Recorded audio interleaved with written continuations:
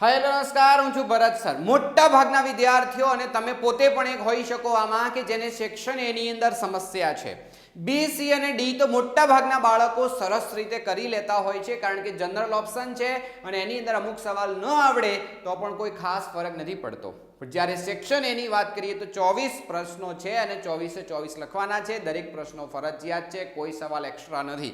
અહીંયા સમસ્યા આવે કે જો અગર એકાદ બે પ્રશ્નો આપણને ન આવડે તો આપણો જે ટાર્ગેટ છે 80 માંથી 80 લાવવાનો એ ચૂકી જઈએ છીએ. તો બસ એ તમારી જે સમસ્યા છે એના સમાધાન માટે હું આખી સિરીઝ લઈને આવી રહ્યો છું, ટાર્ગેટ 24. એટલે કે આપણો હવે ટાર્ગેટ છે સેક્શન એમાં કોઈ સંજોગે 24 માંથી 24 આવવા જોઈએ. રેગ્યુલર તમને આના વિડીયોઝ મળશે અને તમે એ જોઈ શકશો, સરસ રીતે શીખી શકશો. અને મારો ટાર્ગેટ છે કે મેથ્સ, સાયન્સ એવી રીતે દરેકના તમને 500 થી વધારે પ્રશ્નો હું આવી રીતે સોલ્વ કરાવવાનો છું. જો કે સ્પેશિયલ કોઈ પ્રશ્નો નહીં હોય, આખું પેપર હશે. જેમ કે જે તમારી બ્લુપ્રિન્ટ અનુસાર જેવું પેપર હોય ને એ સેમ રીતે અહીંયા હું તમને આવી રીતે પેપર આપીશ અને દરેક પ્રશ્નોના સમાધાન, સોલ્યુશન સમજૂતી સાથે આપીશ. મારા વિડીયોઝ થોડા લાંબા હોઈ શકે છે એટલે તમારા લોકોની સ્પીડ કેટલી છે, તમે કેટલી સારી તૈયારી કરી છે એના હિસાબે કામ થશે. બટ જો તમારી તૈયારી ઓલ ઓવર સારી હોય તો આ વિડીયોની સ્પીડ થોડી તમે ડબલ રાખી શકો, 1.25 યા 1.5, જેથી તમારો સમય બચે અને સારામાં સારી રીતે કામ થઈ શકશે. એટલે મારી સાથે સાથે ટ્રાય કરજો. ખાલી વિડીયોઝ જોવાથી તમને ક્યારેય ગણિતની અંદર ફાવટ નહીં આવે. મેઇન વસ્તુ છે પ્રોપર પ્રેક્ટિસ જરૂરી છે. જો સૌથી પહેલા પ્રશ્નની આપણે શરૂઆત કરીએ કે 3x - 2y = 6 ની રેખા. જો આ એક સુરેખ સમીકરણ છે. યાદ રાખજો, હું જ્યારે ભલે પ્રશ્ન અહીંયા પૂછ્યો હશે પણ એના ફરતે ઘણા બધા એવા પણ પ્રશ્નોના જવાબ તમને મારી પાસેથી મળી જશે. જુઓ અહીંયા જैसे કે આ સુરેખ સમીકરણ છે, સુરેખ સમીકરણનો આલેખ આપણે દોરીએ તો હંમેશા સુરેખ એટલે કે એક રેખા મળશે. હવે જે રેખા મળે એ તો આપણને એક બીજો પ્રશ્નનો જવાબ મળી ગયો, પણ આની રેખા એ y અક્ષના છેદબિંદુના યામ શોધો. મતલબ એવો થયો કે આનો ગ્રાફ કેવો આવશે હાલ આપણે નથી વિચારતા, પણ માની લો કે કોઈ આવો ગ્રાફ છે. હવે આ જે જગ્યાએ ક્રોસ થાય ને, y અક્ષને કઈ જગ્યાએ ક્રોસ થશે તો પહેલા તમને ખબર હોય છે કે y અક્ષ ઉપર બિંદુ હોય કેવા પ્રકારનું, તો y અક્ષ ઉપર y હાજર હોય અને x હંમેશા 0 હોય. આવા 0 y પ્રકારનું બિંદુ હોય તો આપણી પાસે 0 તો ફિક્સ છે અને y આપણે નક્કી કરવાનો છે. તો આની અંદર આપણે અહીંયા કિંમત મૂકવી પડે કે જ્યાં x દેખાય છે ત્યાં 0 મૂકવાના અને જ્યાં y દેખાય છે ત્યાં કશું જ નહીં, y રહેવા દેવાનો. તો દેખો 3x - 2y = 6 આપણી પાસે છે. હવે આની અંદર આપણે શું કરવાનું છે, જ્યાં x દેખાય ત્યાં 0 મતલબ આખું 0 થઈ ગયું. આ આખું 0 થઈ ગયું કારણ કે 0 મૂકીએ 0 × 3 0 થઈ જશે.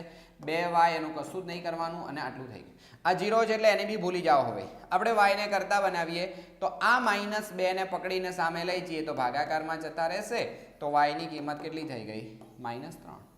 તો મતલબ એ થાય છે કે x ની જગ્યાએ ફરજિયાત 0 છે અને y ની જગ્યાએ -3 છે. આ બિંદુ જ્યાં હોય એ આપણો કરેક્ટ આન્સર કહેવાય. તો જુઓ જરા કેટલો છે, એ ઓપ્શન આપણો કરેક્ટ આન્સર છે. આવી રીતે દરેક પ્રશ્નોના જવાબ આપણે કમ્પ્લીટ કરવાના છે, માટે ખાસ ધ્યાન દઈ અને વ્યવસ્થિત પ્રેક્ટિસ કરે જજો. હવે આપણી પાસે છે બીજો દાખલો કે જો સમીકરણ 6x² - kx + 2 = 0 નો વિવેચક 1 હોય. હવે જુઓ કે વિવેચક 1 આપેલો છે એટલે પહેલાથી તમને ખબર હોવી જોઈએ કે વિવેચકનો મતલબ શું, b² - 4ac. આને વિવેચક કહેવાય. આની કિંમત તમને પહેલાથી આપી દીધી છે, રાઈટ. વિવેચક શોધવાનો કે તો b² - 4ac માં a, b અને c ની કિંમત મૂકવાની, પણ આપણી પાસે તો b² - 4ac ની જગ્યાએ તમને 1 આપેલો છે કારણ કે વિવેચકની કિંમત 1 કહી દીધું છે. તો હવે શું કરશો, આની અંદર ચેક કરો. દેખો x ના વર્ગનો સહગુણક એને a કહેવાય, x ના સહગુણકને b કહેવાય, અચળ પદને c કહેવાય. તો બધાની કિંમત મૂકો. b ની જગ્યાએ કોણ છે, -k, તો -k² થશે. ચોગડો એમના એમ. a ની જગ્યાએ આવશે 6 અને c ની બદલે આવશે 2. બધાની કિંમત મૂકી દીધી. હવે દેખો કે અહીંયા કોણ આવશે, k² કારણ કે માઇનસ છે અને વર્ગ હોય તો માઇનસથી કંઈ ફરક નથી પડતો. અને અહીંયા કેટલા થશે, 6 × 24 ને 24 × 2 = 48 બરાબર 1. હવે ઘણા લોકો આની અંદર એક લોચો મારે. લોચો કેવા પ્રકારે હોય તમને કહું, દેખો 48 સામે જાય એટલે 49 થશે અને k square is equal two 49. 49 એટલે 7 નો વર્ગ અને 7 નો વર્ગ એટલે 7. બોલો, તમે બી આવું કરવાના હતા ને? પણ વાસ્તવમાં આ ગણતરી ખોટી પડે. કેમ ખોટી પડે? તો અહીંથી તમારે એક અલગ ઓપ્શન વિચારવો પડશે. આ જે મેથડ તમને કહી એ રીત ખોટી છે મિત્રો. કેમ ખોટી છે એના પાછળની વાત કહું. દેખો કે k સ્ક્વેર માઇનસ 49 એકડાને આ બાજુ લાવવો પડે, અહીંયા 48 છે, અને k square minus 49 is equal to 0 થશે. હવે તમે લોકો ચેપ્ટર 2 ની અંદર શૂન્યો શોધવાની પ્રક્રિયા શીખીને આવ્યા છો. એની અંદર યાદ કરો કે આ k માં બહુપદી આપેલી છે અને મધ્યમ પદ નથી, અને મધ્યમ પદ ના હોય તો a square minus b square પ્રમાણે આનું સાદું રૂપ આપવું પડે. એટલે કે k નો વર્ગ માઇનસ 7 નો વર્ગ is equal to 0. a square minus b square એક વખત બંનેનો પ્લસ થશે અને એકવાર બંને માઇનસ થશે, બરાબર 0 થશે. એટલે કે k પ્લસ 7 બરાબર 0 અને k માઇનસ 7 બરાબર 0. તો અહીંયા k ની કિંમત 7 આવશે અને અહીંયા k ની કિંમત માઇનસ 7 આવશે. આ ઓફિશિયલી પ્રોફેશનલ રીત છે, બટ તમે આની અંદર એક બીજો રસ્તો અપનાવી શકો. શું બીજો રસ્તો કરી શકાય? દેખો કે અહીંથી આ તમે કર્યું ને 7 નો વર્ગ, તો આ ખાલી 7 નો વર્ગ નથી, પ્લસ ઓર માઇનસ 7 નો વર્ગ છે. એટલે કે 7 નો વર્ગ પણ 49 થાય, માઇનસ 7 નો વર્ગ પણ 49 થાય. હવે બે બાજુ તમે વર્ગમૂળ લઈ લો તો k ની કિંમત પ્લસ ઓર માઇનસ 7 આવશે. એટલે આ જગ્યાએ ખાસ ધ્યાન રાખવાનું છે. બાકી તમે જુઓ 7 પણ આપેલા છે, માઇનસ 7 બી આપેલા છે. તમે પહેલા 7 ટીક કરશો એટલે તમે મોસ્ટલી સાતડો લખશો, બટ આનો જવાબ એકચ્યુઅલમાં સાતડો નહીં આવતો, આનો જવાબ આવશે પ્લસ ઓર માઇનસ 7.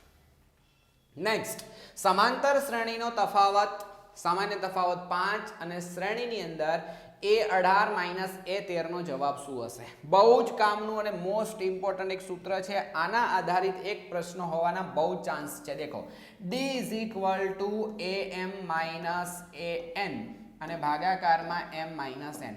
આવું સૂત્ર છે આપણી પાસે ડાયરેક્ટ. હવે આ અને આ સૂત્રો બે એકબીજા સાથે મેચ કરો તો શું થશે? દેખો કે d is equal two a, હવે જ્યાં m છે ને ત્યાં 18 મૂકી દો, ફરીથી જ્યાં તે n છે ત્યાં 13 મૂકી દો. તો ઓલ ઓવર જોવા જઈએ તો શું કર્યું આપણે? જ્યાં m છે ત્યાં 18 મૂક્યા અને જ્યાં n છે ત્યાં 13 મૂક્યા, આવું થશે. તો હવે અહીંયા કેટલા થઈ ગયા? બંનેની બાદબાકી કરીએ તો 5 બરાબરની આ બાજુ આવી જશે, એટલે 5d is equal two a18 minus a13. જુઓ આ તમે યાદ રાખી શકો છો, યા ફિર થોડું હજી એડવાન્સ લેવલ ઉપર જવું હોય તો આવું તમે ડાયરેક્ટ યાદ રાખી શકો. જ્યારે પણ આવું તમને બે ક્રમિક પદોની બાદબાકી પૂછાય તો આપણે d લખીએ, પણ ઘણા બધા પદ હોય તો જેટલી ગેપ એટલા d. જો a18 થી a13 છે તો a13 એટલે કેટલા ગેપ છે? 5, અને 5 ગેપનો મતલબ શું થશે? 5d. અથવા તમે ડાયરેક્ટ આવું લખવાનો ટ્રાય કરો, એ પછી તમારી આવડત અને તમારી કેટલી એક્સપર્ટીઝ છે એના ઉપર જશે. પણ મેઇન વસ્તુ આની પ્રોસેસ મેં તમને સમજાવી. તો હવે દેખો સામાન્ય તફાવત d તમને આપેલો છે, તો કન્ફર્મ થઈ ગયું કે આનો જવાબ જો 5d હોય તો 5 અને d એટલે કેટલા કીધા આપણને? 5. તો આનો ટોટલ જવાબ કેટલો થઈ જશે? 5 ગુણ્યા 5 એટલે 25. તો c આનો કરેક્ટ આન્સર છે.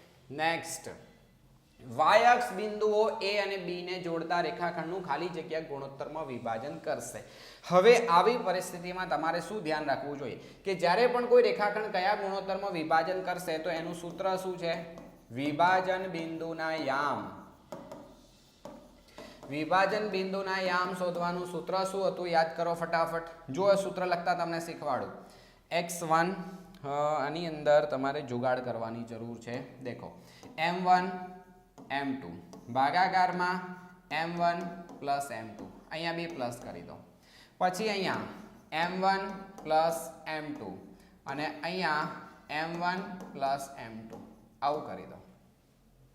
ઓકે, હવે આ સૂત્રની અંદર તમારા લોકોએ શું ધ્યાન રાખવાનું છે? તો અહીંયા x2 x1 y2 y1, આવી રીતે આખું સૂત્ર તમે યાદ રાખી શકો.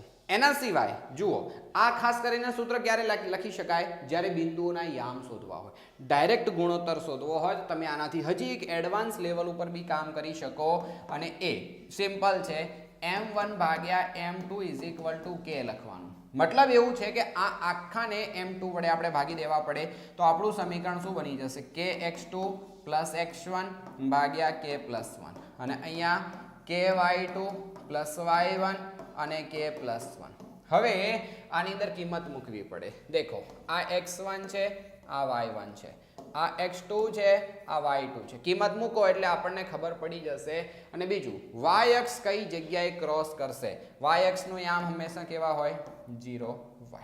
તો હવે તમે આ પહેલું છે પહેલા બરાબર કહેવાય ને બીજું છે બીજા બરાબર કહેવાય. આપણે ખાલી ગુણોત્તર શોધવો છે એટલે આ 0 વાળાની સરખામણી કરીએ તો પણ કામ ચાલી જાય. આ બીજું ના લઈએ તો બી ચાલે. હવે તમારામાં કેટલી આવડત છે શોર્ટકટ મારવાની એના હિસાબે નક્કી થશે. દેખો તો આપણે ખાલી આ એક લખવાની જરૂર છે એટલે કે હું લખી દઉં છું 0 બરાબર k ના બદલે k એમનો એમ રહેશે.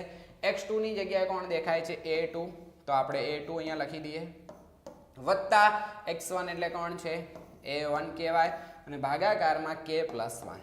દેખો આ ભાગાકારની આખી કિંમત આ બાજુ આવશે એટલે 0 સાથે ગુણાય તો 0 થઈ ગઈ એટલે ka2 અને પ્લસ a1 આવશે. a1 ને સામે લઈ જાઓ એટલે માઇનસ a1 થઈ જશે અને ka2 આવશે. a2 ને પાછા ભાગાકારમાં લઈ જાઓ તો એ ભાગાકારમાં જશે એટલે k ની કિંમત આવી થશે. તો આપણને કીધું છે કયા ગુણોત્તરમાં વિભાજન કરશે. ગુણોત્તર હંમેશા k જેમ 1 લઈએ તો આનો જવાબ શું આવશે? માઇનસ a1 જેમ a2. આવું જે જગ્યાએ દેખાય એ આપણો જવાબ હશે. તો કઈ જગ્યાએ દેખાય છે? માઇનસ a1 જેમ a2. તો આપણી પાસે સી કરેક્ટ આન્સર છે. દેખો અમેઝિંગ લેવલના પ્રશ્નો તમને મળવાના છે અને હજી તો 4 પ્રશ્નો કર્યા છે. આવા ટોટલ 500 જેટલા પ્રશ્નો તમને કરાવવાનો છું. માટે ખાસ સબસ્ક્રાઇબ કરી રાખજો ભૂલ્યા વગર. બહુ ફાયદો થશે અને એવું માનીને ચાલો કે તમારા લોકોના 24 માંથી 24 આવશે એની મારી જવાબદારી સમજી લો. દેખો આગળ હવે sin theta is equal two cos theta બરાબર તો થીટા બરાબર કેટલા થશે? દેખો sin અને cos સરખા કઈ જગ્યાએ હતા? તો એક જ ઓપ્શન છે તમારી પાસે. sin 45 ની કિંમત કેટલી? 1/√2 અને cos 45 ની કિંમત કેટલી છે? 1/√2. બીજી કોઈ એવી જગ્યા નહીં કે ત્યાં sin અને cos ની કિંમત સરખી હોય. તો સિમ્પલ કામ થઈ ગયું કે થીટાની જગ્યાએ કોણ હશે? 45 હશે. નેક્સ્ટ ખાલી ઓપ્શન કે ખાલી જગ્યાએ મધ્યવર્તી સ્થિતિમાનનું માપ નથી. દેખો મધ્યક, મધ્યસ્થ અને બહુલક આને મધ્યવર્તી સ્થિતિમાનના માપ કહેવાય. તો વિસ્તાર એ આની અંદર ઓપ્શન નહીં આવતો. મધ્યક, મધ્યસ્થ અને બહુલક અહીંયા નથી પૂછવું છે એટલે ખાસ ધ્યાન રાખીને કામ કરવાનું છે. અને નથીમાં ઘણા લોકોને લોચા થતા હોય. 12, 15 અને 21 નો ગુસ્સા ખાલી જગ્યા છે. દેખો ગુસ્સા માટે અવયવો પાડી દેવાના, બહુ ઉતાવળ નહીં કરવાની. 4 તરી 12 એટલે 4 ના અવયવો 2 નો વર્ગ ગુણ્યા 3. પછી 15 છે તો 5 તરી 15 એટલે 3 ગુણ્યા 5 અને 21 છે એટલે 3 સીધા 21. હવે દરેકમાં હોય એવું તમને કોણ દેખાય છે? 3 બધામાં છે. જો આ બગડો બીજે ક્યાંય નથી, પાંચડો સાતડો ક્યાંય નથી. ગુસ્સા એટલે બધામાં હોય એવી નાનામાં નાની ઘાતવાળી કિંમત. નેક્સ્ટ સુરેખ બહુપદીનું શૂન્ય કોણ? શૂન્ય શોધવા માટે બેટા સિમ્પલ પ્રોસેસ છે કે આની જગ્યાએ તમારે 0 લખી દેવાના. તો 0 is equal two 3x plus 2. x ને કરતા બનાવો એટલે તમારું શૂન્ય મળી જશે. બગડો સામે જાય તો માઇનસ 3x અને minus 2/3 is equal to x. યા ફિર ડાયરેક્ટ દ્વિઘાત સુરેખ બહુપદી છે તો એની અંદર શૂન્ય શોધવાનું સૂત્ર છે -b/a. સુરેખ બહુપદીમાં શૂન્ય શોધવાનું સૂત્ર -b/a. તો આ a કહેવાય કારણ કે આનું વ્યાપક સ્વરૂપ છે ax + b. તો કોણ થઈ ગયું? દેખો -m9. b ના બદલે વગડો છે અને એના બદલે તગડો છે. તો ડાયરેક્ટ બી ખબર પડી જાય. હવે ફરી તમને યાદ કરાવી દઉં કે તમારી પાસે જેટલી કેપેસિટી હશે, એક્સ્ટ્રા ઓર્ડિનરી તમારી પાસે આવડત હશે અને જેટલું તમે નોટ પેપર વર્ક કર્યા સિવાય તમે લખી શકતા હશો એટલો તમારો સમય બચશે. માટે ખાસ પ્રેક્ટિસ હશે તો ક્યાંય સમસ્યા નહીં નડે. sin² + cos² કેટલા થાય? સીધું જ સૂત્ર છે 1 થશે. ડાયરેક્ટ સૂત્ર છે. આની અંદર કોઈ વસ્તુ યાદ કરવાની જરૂર નહીં. વર્તુળનો સ્પર્શક વર્તુળને ખાલી જગ્યા બિંદુમાં છેદે છે. દેખો કોઈ એક વર્તુળ હોય. હવે આ વર્તુળનો જ્યારે આપણે કોઈ સ્પર્શક લઈએ તો સ્પર્શક હંમેશા કઈ રીતે લેવામાં આવે? દેખો આ અંદર જાય ને તેને છેદિકા કહેવાય. ખાલી અડીને જાય તો એને સ્પર્શક કહેવાય. દેખો આવી રીતે છે. તો આપણને પ્રશ્ન શું પૂછ્યો છે કે વર્તુળનો સ્પર્શક વર્તુળને કેટલા બિંદુમાં છેદે, તો માત્ર એક જ બિંદુમાં એને ક્રોસ થઈ સ્પર્શે અને નીકળી જશે. એટલે એક છેદિકા માટે 2 બિંદુ આવે, સ્પર્શક માટે 1 આવશે. એક આવૃત્તિ વિતરણ આપેલું છે, એમાં સિગ્મા fi xi બરાબર 245, સિગ્મા fi 100, તો મધ્યક કેટલો થશે? દેખો fi આપેલા છે ને fi xi આપ્યા છે. fi xi એટલે સીધી રીત વાળું સૂત્ર લાગુ પડે, x bar is equal to sigma fi into xi અને ભાગાકારમાં સિગ્મા xi, સિગ્મા fi આવશે. આ આપણી પાસે સીધી રીતનું સૂત્ર છે. મધ્યક શોધવાની સીધી રીત તો કેટલા થઈ જશે? 245 અને ભાગાકારમાં કેટલા થશે? 100. 2 પોઈન્ટ કાપવાના છે એટલે ભાગાકાર કરવા જવાની કોઈ જરૂર નહીં. આટલું કામ થઈ ગયું. કોઈ બહુ જ એક્સપર્ટ વિદ્યાર્થી હોય તો આ બધું ના લખે, એને સીધી ખબર પડી જાય કે બંનેનો ભાગાકાર કરવાનો છે એટલે આ લખવાની જરૂર ના પડે. ભાગાકાર કરવાનો છે એવી ખબર પડ્યા પછી ડાયરેક્ટ ભાગાકાર મગજમાં કરી લે કે 245 ભાગ્યા 100 એટલે 1 પોઈન્ટ કાપી દેવાનો છે એટલે સીધા એ માણસ આ જવાબ લખશે, એનો ટાઈમ બચી જાય. જે ઘટના ચોક્કસપણે ઉદ્ભવે છે તે ઘટનાની સંભાવના ખાલી જગ્યા થાય તો 1. કોઈ એવી ઘટના કે જે શ્યોર બને છે એની સંભાવના 1 થાય. એવી ઘટના જે ક્યારે ઘટના બનવાની જ નથી તો અશક્ય ઘટના કહેવાય, એની સંભાવના શું થઈ જશે? 0 થઈ જશે. આગળ વાત કરીએ કે √5 એ અસમય સંખ્યા છે, સાચું કે ખોટું? દેખો આવી રીતે વર્ગમૂળ કહેવાય, આપણે એને છાપરું બોલીશું. હવે આ જે સંખ્યા છાપરાની અંદર આપેલી હોય, અહીંયા કોઈ બી પ્રકારની સંખ્યા હોય એને બહાર કાઢવી ફરજિયાત છે. જો બહાર નીકળી જાય તો સમય, ન નીકળે તો અસમય. તો હવે નીકળે છે કે નહીં નીકળતી એવી કેતે ખબર પડે? તો અહીંયા આપેલી સંખ્યા પૂર્ણ વર્ગ બતાવવાની. પૂર્ણ વર્ગ જો બની જાય એટલે કે એ સંખ્યા કોઈનો વર્ગ હોય તો આ વર્ગમૂળની નિશાની નીકળી જશે. જૈસે કે 4, તો 4 ની અહીંયા 4 ના બદલે આપણે શું લખી શકાય? 2 નો વર્ગ. છાપરું એમનું એમ. આ વર્ગમૂળ ઉડી જાય તો જવાબ આવશે 2. જો આવી રીતે વર્ગમૂળ ઉડે તો વર્ગમૂળ વાળી સંખ્યા સમય બની જાય. જો એવું નથી થતું તો એ સંખ્યા ફરજિયાત અસમય થશે. આપણી પાસે √5 છે. હવે આ √5 માંથી એટલે કે આ વર્ગમૂળમાંથી પાંચડાને બહાર નીકળવાનો કોઈ રસ્તો નથી, માટે સંખ્યા અસમય છે. તો વાત સાચું અથવા ખરું. ખાલી આવું સાચું ખોટું નહીં, આવું શબ્દોમાં લખો તો વધારે સારું કહેવાય. હવે છે અહીંયા શૂન્યોની સંખ્યા 3 છે. દેખો ખરા ખોટાના જવાબમાં હંમેશા યાદ રાખો જવાબ અંદર આપેલો હશે. આપણે આપણી રીતે જવાબ મેળવવાનો. અંદર આપેલા જવાબ સાથે આપણો જવાબ મેચ થાય તો વિધાન સાચું, બાકી હાવ જુઠ્ઠાના પેટનું. તો તમારું કામ શું છે? અહીંયા દેખો આપણે શોધવાની છે શૂન્યોની સંખ્યા, એટલે p ઓફ x જ્યાં દેખાય ત્યાં આપણે 0 લેવાના છે. તો હવે સમીકરણ આપણું કેવું બની જશે? x નો ઘન minus x is equal to 0. બંનેમાં x છે, બહાર લઈ લો તો કેટલા વધ્યા? x નો square minus 1 is equal to 0. હવે અહીંયા એકચ્યુઅલમાં વર્ગ નથી દેખાતો પણ એકનો વર્ગ તો એક જ છે એટલે આના સાદુરૂપ અપાશે હજી કે a square minus b square એટલે કે x પ્લસ 1 અને x minus 1 is equal to 0 થશે. અહીંથી ખબર પડી જાય કે આના શૂન્યોની સંખ્યા 3 છે, પણ છતાં દેખો x બરાબર પણ 0 કહેવાય. પછી અહીંથી x પ્લસ 1 બરાબર પણ 0 કહેવાય અને x માઇનસ 1 બરાબર, મતલબ 3 ઘટકોને વારાફરતી 0 લેવાના. એનું કારણ બતાવું કે 3 સંખ્યાનો ગુણાકાર 0 છે. કોણ 0 હશે એ નહીં ખબર. કોઈ એક તો 0 હશે ફાઇનલ છે, બાકી જવાબ ક્યારે 0 થાય નહીં. તો હવે દેખો x ઇઝ ઇક્વલ ટુ કોણ થઈ ગયા? -1 અને x બરાબર કેટલા થઈ ગયા? +1 અને x બરાબર 0. તો ટોટલ 3 સંખ્યાઓ એવી છે કે આ સમીકરણમાં જો મૂકવામાં આવે તો ડાબી બાજુમાં મૂકતા જવાબ 0 થશે. એટલે કે શૂન્યની સંખ્યા 3 છે તો વાત હાવ સાચી. તો શું થઈ જશે? સાચું. એના પછી 4a અને 5a સમીકરણની અંદર મૂકીએ. જો આનો એક ઉકેલ હોય, દેખો બેટા આવો પણ ઘણી વખત પ્રશ્ન પૂછાય છે. ઉકેલ હોય, ઉકેલ હોવાનો મતલબ જે તમને x અને y ની કિંમત આપેલી છે એ આપેલા સમીકરણની અંદર મૂકવાથી એની ડાબી બાજુમાં મૂકીએ તો જમણી બાજુનું સમાધાન થાય છે. એનું નામ ઉકેલ. ઉકેલ મતલબ અંદર મૂકી દેવાની તમારે. તો જ્યાં x છે ત્યાં આપણે કેટલા મૂકી શકીએ? 4a મૂકીશું. પછી જ્યાં y છે ત્યાં કેટલા મૂકીશું? 5a. બસ જમણી બાજુનું સમાધાન થશે જ. ઉકેલ છે એનો મતલબ સમાધાન થાય છે ફરજિયાત. હવે કેટલા થયા? દેખો 5 ચોક 20a, અહીંયા 5 ચોક કોણ છે? અહીંયા બી 20a થશે અને ઇઝ ઇક્વલ ટુ 40. તો 20 એટલે 40 બરાબર 80. તો એ બરાબર કેટલા થઈ ગયા? 80 ભાગ્યા 40. તો એ બરાબર થઈ ગયા 2. તો અહીંયા કેટલા આપ્યા છે? એ બરાબર 2. આપણે કેટલા આવ્યા? એ બરાબર 2. મતલબ વિધાન કેવું થઈ ગયું? સાચું. અંદર આપેલો જવાબ અને આપણો જવાબ મેચ થાય તો સાચું, બાકી હાવ ખોટું.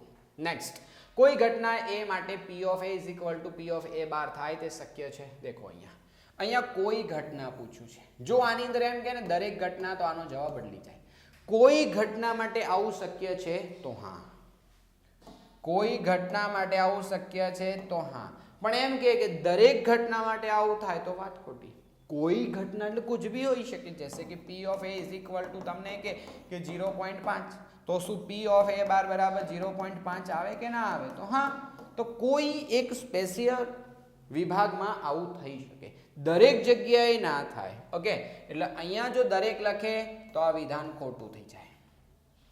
નેક્સ્ટ, જો k-2, 2k અને 2k+7 એ કોઈ સમાંતર શ્રેણીના ક્રમિક, મોટા ભાગના વિદ્યાર્થીઓને આવા પ્રકારનો સમસ્યા આવે. આવો પ્રશ્ન નથી આવડતો. મેં કેટલાય મતલબ કોઈ પેપર ચેક કરતા હોઈએ અથવા કોઈ જગ્યાએ જ્યારે બાળકોને પૂછીએ આ પ્રશ્નની વાત આવે તો એમને એકચ્યુઅલમાં થિયરી જ નહીં ખબર હોતી. દેખો, કોઈ પણ સમાંતર શ્રેણીના પહેલું પદ કહેવાય, a + d એટલે બીજું પદ કહેવાય, અને a + d એટલે ત્રીજું પદ કહેવાય. 3 ક્રમિક પદોનો મતલબ શું થયો? જ્યાં વચ્ચેવાળું પદ છે ને, વચ્ચેવાળું પદ એના ડબલ કરો તો શું થશે? 2a + 2d થાય કે ના થાય? વચ્ચેવાળાના ડબલ કરવાના. જો વચ્ચેવાળાના ડબલ કરીએ તો કેટલા થાય? તો આ બેના જેટલું થશે. દેખો, આ બંનેનો સરવાળો કરો તો a એટલે 2a અને + 2d. તો આનું સૂત્ર શું બની ગયું ખબર? 2a2 અને a1 + a3. મતલબ પહેલા છેલ્લાનો સરવાળો એ વચ્ચેના ડબલ જેટલો થાય. હજી આને બીજી રીતે બી શોધી શકાય કે d = a2 - a1 અને d = ત્રીજામાંથી બીજું બાદ કરો, આ બંનેની સરખામણી કરો તો પણ જવાબ એ જ આવશે. ઓલ ઓવર તમારે યાદ રાખવાનું 2a2 = a1 + a3, એટલે કે પહેલા છેલ્લાનો સરવાળો વચ્ચેના ડબલ જેટલો થાય. તો તમારી પાસે કોણ છે? દેખો, આ પહેલું પદ છે, આ બીજું પદ છે, આ ત્રીજું પદ છે. તો હજી આ કીધું જો સમાંતર શ્રેણી હોય તો વચ્ચેવાળાના ડબલ, આ વચ્ચેવાળાના ડબલ થઈ ગયા અને પહેલા છેલ્લાનો સરવાળો. તો આ બંનેનો આપણે કરીશું સરવાળો. ઓકે વાત? બસ, તો હવે કામ થઈ જશે. 4k, અહીંયા k અને 2k એટલે 3k, અને આ બંનેનો સરવાળો એટલે થશે 5. તો હવે 3k આ બાજુ લાવી દો, -3k = 5. તો k બરાબર કેટલા થઈ ગયા? 5. પૂરું થઈ ગયું. k ની કિંમત શોધવા કીધું તો આવી ગઈ. એક ચતુષ્કોણ છે, PQRS માં અંતર્ગત છે અને 3 બાજુના માપ આપ્યા છે. તો SP ની લંબાઈ શોધો. દેખો, આના માટે તમારી પાસે ઓલરેડી એક સૂત્ર છે. એ સૂત્ર કઈ રીતે વર્ક કરે છે જોજો, ધ્યાન દેજો હરખું. અહીંયાથી કોઈ પણ પ્રકારનું ચતુષ્કોણ હશે, કોઈ પણ પ્રકારનું ચતુષ્કોણ હશે, આ નિયમ હર હંમેશ માટે બધી જગ્યાએ લાગુ પડશે. આવા પ્રકારનું આપણી પાસે કોઈ એક સમીકરણ છે. બરાબર વાત? હવે જોજો ધ્યાનથી, આનું નામ આપણે આપી દઈએ કે PQRS. રકમ ફરી વાંચી લેજો કે એક વર્તુળ ચતુષ્કોણ PQRS ની અંદર છે, અંતર્ગતનો મતલબ. PQ બરાબર 5, પછી QR બરાબર 8.2. એકમ નથી લખ્યો મેં, જરૂર બી નથી કોઈ આપણે હાલ લખવાની, છેલ્લે જવાબમાં લખી દઈશું. SP નો જવાબ આપણે શોધો. આ જે તમને દેખાય કે વર્તુળની બધી બાજુઓને અડતું કોઈ ચતુષ્કોણ હોય તો સામસામેની બાજુઓનો સરવાળો એટલે કે PQ + RS એ કોના જેટલા થશે? તો QR + PS. તો કોના કોના માપ જાણીએ છીએ? દેખો, PQ ની જગ્યાએ 5 મૂકી દો, RS ની જગ્યાએ 9.3 મૂકી દો, QR ના બદલે કેટલા મૂકીશું? શું કર્યું? PQ પછી QR. ઓકે, RS એટલે 9.3 અને QR એટલે 8.2 અને PS આપણે શોધવાના છે. મતલબ અહીંયા સામ સામેનો સરવાળો થશે. તો 5 + 9.3 8.2 અને પેલી બાજુ કેટલા થશે? તો કેટલા થઈ જાય? આ 14.3 થઈ ગયા અને 8.2 આ બાજુ લાવો એટલે PS આપણને મળી જશે. આ બંનેનો સરવાળો થઈ ગયો. હવે આની બાદબાકી કરી દો તો કેટલા આવશે 1 અને અહીંયા 6.1 centimetre is equal two RPS. આવી રીતે તમારા લોકોએ કામ કરવાનું છે. બિલકુલ સરસ મજાની ક્રિયાઓ છે. ધ્યાન દેશો, થિયરિકલ પોઈન્ટ સરખા સમજશો તો હર હંમેશ માટે તમારું કામ એકદમ મસ્ત થઈ જશે. જો અવલોકનો આપેલા છે એનાનો બહુલક 15 હોય, બેટા સિમ્પલ વસ્તુ યાદ રાખવાની કે જ્યારે પણ બહુલક આપેલો હોય ને એ પોતે જ જવાબ હોવાનો ચાન્સ વધારે છે. હંમેશા હોય જ એવું નથી બોલ્યો હું, મોટા ભાગે ચાન્સ છે કે વધારે હશે. જોજો 16 કેટલી વખત આયા? 1 વખત અને 2 વખત. પછી 15 કેટલી વખત છે? 1 અને 2 વખત. 17 કેટલી વખત છે? તો આટલી વખત છે, 3 વખત, 2 વખત જ છે. હવે જુઓ 16 2 વખત, 15 પણ 2 વખત, 17 પણ 2 વખત. તો આની અંદર તો આ 3 એ 3 જવાબ કહેવાય હાલની સ્થિતિ પ્રમાણે. પણ એવું કહે છે કે બહુલક 3 છે. બહુલક 3 નો મતલબ એમ થાય કે સૌથી વધારે વખત રિપીટ થતી સંખ્યા 15 છે. તો અહીં તો 15 2 વખત જ રિપીટ થાય છે. તો એવું બની શકે કે આ જો x ના બદલે 15 હોય, x ના બદલે 15 હોય તો 15 થઈ ગયા 3 વખત અને 15 3 થાય એનો મતલબ સૌથી વધારે વખત રિપીટ થતી સંખ્યા 3 થઈ ગઈ. સૌથી વધારે વખત રિપીટ થતી સંખ્યા 15 થઈ ગઈ. તો x બરાબર કેટલા થઈ જશે? 15. આવું કામ કરવાનું. નેક્સ્ટ 50 ગુણની પરીક્ષામાં આહારને 35 ગુણ મળેની સંભાવના. યાદ રાખી લો, મગજમાં બેસાડીને મોટી ગાંઠ બાંધી દો કે જવાબ કેવી રીતે લખવાનો. જ્યારે પણ ગુણનો પ્રશ્ન આવે એટલે નીચે શું લખવાનું? કુલ ગુણ વત્તા 1. કુલ ગુણ વત્તા 1 એટલે આપણી આ પરિસ્થિતિમાં 50 ગુણની એક્ઝામ છે તો નીચે કોણ આવશે? 51. ફિક્સ જ. અને એક્ઝામ કેટલી વખત આપી? 1 વખત. અને આપણી પાસે કેવા કેવા પરિણામ આવી શકે? કોઈને 0 ગુણ આવે, કોઈને 1 આવે, કોઈને 2 આવે, કોઈને 3 આવે, કોઈને 4 આવે, 100 કોઈને 50 આવે. તો 1 થી 50 સુધીના 50 પરિણામ અને આ એટલે ટોટલ 51 પરિણામ થઈ ગયા. બટ આની અંદર આપણને એમ પૂછ્યું છે કે 35 ગુણ આવે. હવે તમે બોલો આ આખી લાઈનમાં 35 કેટલી વખત આયા? એક જ વખત ને. એનો મતલબ એનો જે સંભાવના છે આવવાની એ શું આવશે? હંમેશા 1 આવશે.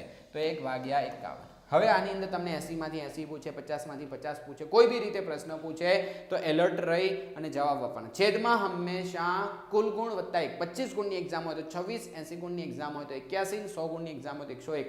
આ છેદ ફિક્સ થઈ ગયો. જ્યારે અંશમાં કોઈ એક નંબર માંગે, મતલબ 35 ગુણ આવે, 40 આવે, 45 આવે, 75 આવે, જે બી આવે એના હિસાબે જવાબ આપો. પણ 80 માંથી 81 ગુણ આવે એવું પૂછાય તો નોટ પોસિબલ, કારણ કે એ તો થોડી આવવાના છે, શક્ય જ નહીં, અશક્ય ઘટના થઈ જાય. નળાકારનું પૃષ્ઠફળ કેટલું થાય? દેખો અહીંયા નળાકારની વક્ર સપાટીનું પૃષ્ઠફળ પૂછ્યું હોઈ શકે, કુલ બી હોઈ શકે, પણ ઉલ્લેખ નથી કર્યો તો આપણી પાસે જવાબ જોવાના, એના હિસાબે જવાબ આપણે આપી શકીએ. દેખો અને શંકુનું કુલ પૃષ્ઠફળ, તો શંકુનું પૃષ્ઠફળ એટલે અહીંયા ઓલ ઓવર વક્ર સપાટીની જ વાત છે, 2πr. અને આનો મતલબ શું થશે? દેખો તો કઈ રીતે? તો પાઈ એમ ના એમ. આનો મતલબ થશે 2r, કારણ કે ત્રિજ્યા છે. દેખો 2 ગુણ્યા ત્રિજ્યા કરીએ એટલે વ્યાસ થાય, તો d એ વ્યાસ છે પોતે. તો વ્યાસની જગ્યાએ આપણે 2r મૂકી શકીએ તો ઓલ ઓવર જવાબ શું થઈ ગયો? 2πrh.